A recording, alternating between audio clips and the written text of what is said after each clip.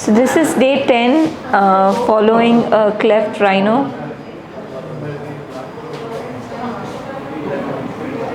And this blue color splint that you see is the POP cast.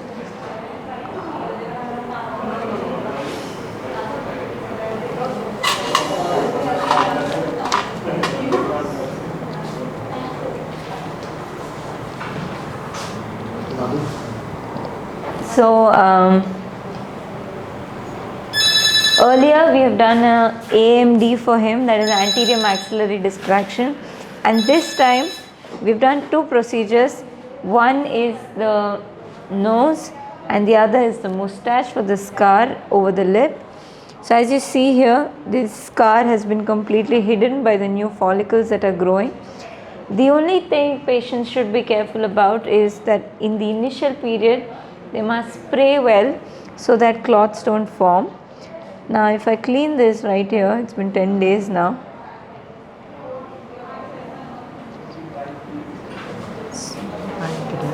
No problem.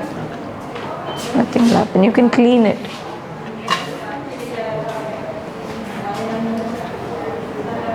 Anyways, today onwards you can have a head bath. Just cleaning some clots over the follicles, that will come off. After 2 weeks you can even shave. From now 2 weeks? Yeah, from now 2 weeks.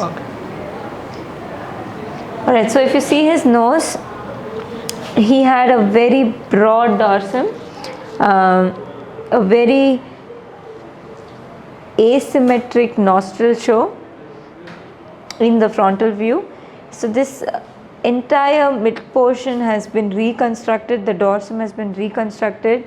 We've done a radix osteotomy to narrow the dorsum and given him a sharp tip projection, which was more deviated to the left, a very typical feature of a cleft, unilateral cleft on the right side. And I'll show you whatever I'm saying so that you can understand.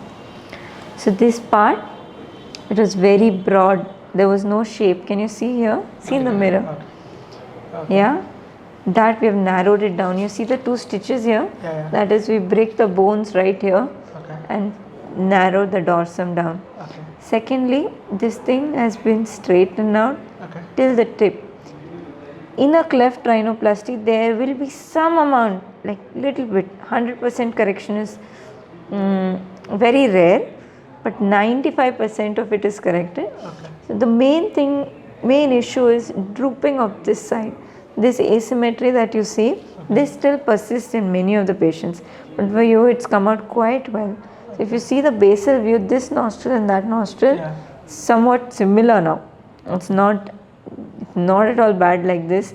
This portion is the columella, this has been straightened, which is what is giving the nice symmetry on both sides.